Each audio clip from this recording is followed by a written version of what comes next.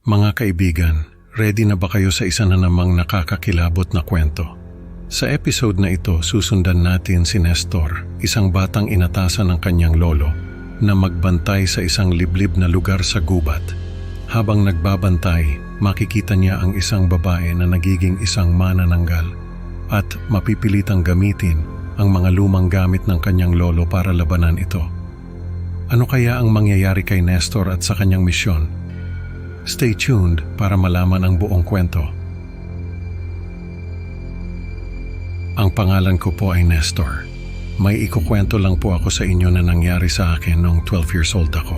May tradisyon po kasi sa amin na hindi ko alam kung kami lang ba ang gumagawa o may iba pang mga pamilya na may kaparehong tradisyon. Nagsimula ito sa lolo ko. Noong mga panahon na yon ay may sakit na si lolo. Kaya nagdesisyon siya na ipasa sa akin ang responsibilidad na yon. Panganay ako sa mga apo niya, kaya ako yung napili niya. Hindi ko alam kung paano ko ba ikukwento sa inyo ito, pero sisikapin ko na maintindihan nyo. Dinala ako ni lolo sa isang lugar sa gubat. Liblib yung lugar na yon at wala masyadong nagpupunta roon. Maraming kwento ang kumalat tungkol sa lugar na yon. Maraming trahedya na ang nangyari roon. Maraming tao na ang nawala at namatay sa lugar na yon. Pagdating namin doon ni lolo ay may tinuro siya sa akin na isang puno. Sabi niya, doon daw ako dapat magbantay. Tapos pinakita niya sa akin yung mga gamit na dapat kong dalhin kapag nagbabantay ako doon. Kutsilyo, bote ng asin at bawang. Tapos tinuro niya sa akin kung paano gagamitin yung mga yon. Kutsilyo para sa pagtatanggol, sa sarili, asin at bawang naman para sa manananggal. Nagtaka ako noon kung bakit ang dami niyang dalang kutsilyo at bote ng asin at bawang. Tapos napansin ko halos lahat ng kutsilyo ay may kalawang na. Yung mga bote naman ay may mga crack na, halatang hindi na nagamit ng matagal. Hindi ko na lang pinansin yun. Nung una kong punta doon, mag-isa lang ako. Nakahanap ako ng lumang bag na nakatago sa mga ugat ng puno. Pagbukas ko, may mga damit ng lalaki, may wallet, may mga ID. Pero expired na yung mga ID. Sa pagkakaalam ko, yung may-ari ng bag na yon ay isa sa mga taong nawala sa lugar na yon. Pero hindi ko na lang sinabi kay lolo. Baka kasi magalit siya at hindi na ako papuntahin doon. Sa ilalim ng mga damit, may nakita akong lumang libro. Binuklat ko yon at nakita ko na may mga simbolo na hindi ko maintindihan. Tapos sa pagitan ng mga pahina ay may mga piraso ng asin at bawang. Doon ko naisip na baka yung may-ari ng bag na yon ay may kaparehong misyon sa akin. At hindi siya nakaligtas sa kung anong panganib ang naghihintay sa akin. Ilang beses pa akong bumalik doon sa lugar na yon. Wala naman akong nakikitang kahit ano, kaya medyo nagiging kampante na ako. Hanggang sa isang beses na pumunta ako doon, may nakita akong babae. Naglalakad siya papunta doon sa puno kung saan ako nagkukubli. Hindi ko alam kung nakikita niya ako o hindi, pero nagkubli ako ng maayos.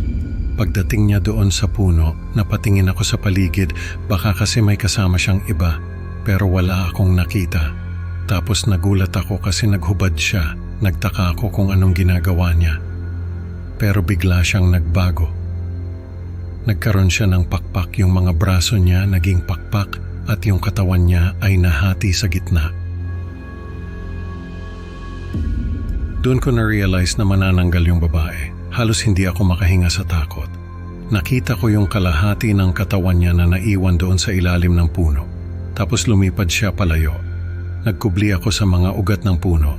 Nakita ko kung saan siya lumipad. Napakalakas ng kabog ng dibdib ko. Hindi ko alam kung anong gagawin ko, pero naisip ko yung mga sinabi ni lolo.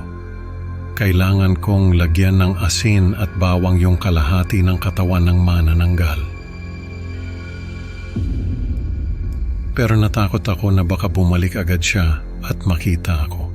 Naisip ko na baka kaya hindi nagamit ni lolo yung mga gamit niya ay dahil matagal nang hindi nagpapakita yung manananggal. At kung hindi ko gagawin ang nararapat, ay baka marami pa siyang mabiktima.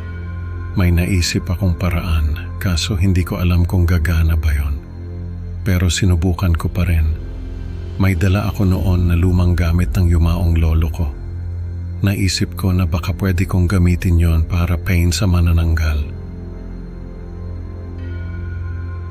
Nung makabalik ako sa bahay, nilabas ko yung gamit ni lolo. Isang lumang payong, pinuksan ko yon at nilagyan ng asin at bawang yung mga gilid ng payong. Tapos nilabas ko yung mga pako na nakatago sa hawakan ng payong. Nilagyan ko rin ng asin at bawang yung mga yon. Pagkatapos ay binalik ko sa dati yung payong. Nung bumalik ako doon sa lugar na yon, wala pa yung manananggal. Nagtago ako doon sa dati kong taguan. Tapos nilabas ko yung payong at tinutok yun doon sa kalahati ng katawan ng manananggal. Binuksan ko yung payong at tumama yun sa katawan ng manananggal. Nagsitayuan yung mga balahibo ko. Hinila ko pabalik yung payong at nakita ko na may mga piraso ng laman na nakadikit doon sa gilid ng payong. Nung bumalik ako sa bahay, halos hindi ko na mabuksan yung payong. Nasira na siya dahil sa kalawang. Pero nagawa ko pa rin siyang buksan. Nakita ko yung mga piraso ng laman na nakadikit doon. Pero natuyo na yung mga yon. Nung gabing yon, hindi ako nakatulog ng maayos. Inisip ko kung ano na ang nangyari doon sa manananggal. Kinabukasan, maaga ako pumunta doon sa lugar na yon. Pagdating ko doon, nakita ko yung katawan ng manananggal. Nandoon pa rin, walang itaas na bahagi. Pero natuyo na yung balat niya at yung laman niya ay parang natunaw. Tumakbo ako pa uwi, hindi ko na binalikan yung bag na nakita ko noon. Hindi ko rin sinabi kay lolo yung tungkol sa manananggal. Pero nangako ako sa sarili ko na ipagpapatuloy ko yung tradisyon niya na pangangalaga sa aming lugar. Mga kaibigan, ang kwento ni Nestor ay nagpapaalala sa atin na ang tapang at determinasyon ay mahalaga sa pagharap sa mga panganib. Salamat sa pakikinig. Huwag kalimutang mag-like at subscribe para sa higit pang nakakatakot na kwento. Kita-kits sa susunod na upload. Tandaan, sa dilim ng gabi, baka may nagmamasid.